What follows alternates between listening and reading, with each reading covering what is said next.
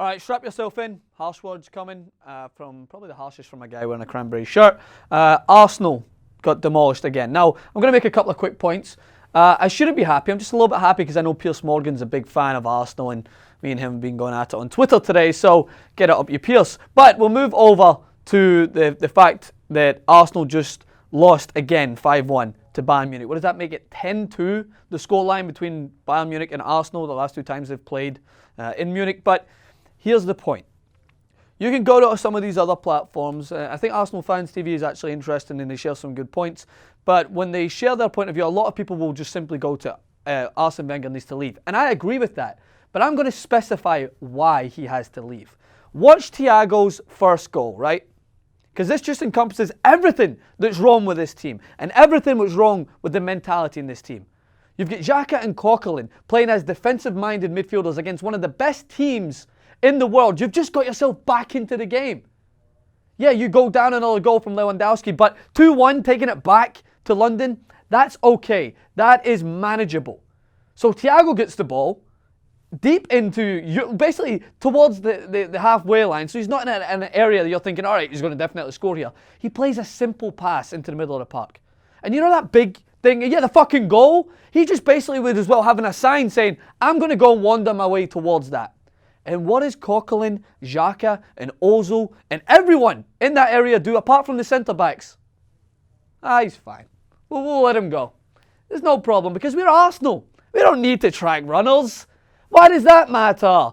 And what happens is he wanders way right through your defence, and Mustafi is livid. And I feel for him, because he's a great player, and he's a great acquisition. But with these acquisitions that Arsene Wenger keeps bringing in and changing and switching, what is the common denominator? Is the lack of mental stability to focus on the task at hand, to focus on what they have to do as players. Because if you can change the combos in the middle of the park, change Coquelin, Xhaka, bring in other players, like even when Arteta was playing in there was still this lapse in concentration that stems from the top down. He's not focusing on the ability that you have to win a game, regardless of what way you win it. They want to win it nice. They want to win it the Arsenal way.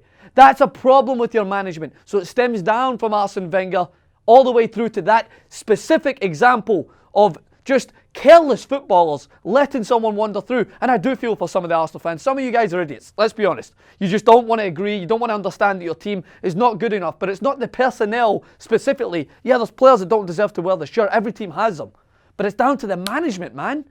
Arsene Wenger's not fit to do this job anymore. Because Gary Neville, while you might want to protect his legacy, that's why. Not just because people want a quick change and a quick switch. They want their team to do what they're supposed to do. Have those good players. What's the point of having Alexis Sanchez when your fucking midfielders won't track runners? And what happened with Thiago's second goal? He's at the edge of the box by himself. I'm about losing my voice here. Jesus Christ. Arsene Rubin. It's telegraphed he's going to come inside on his left foot.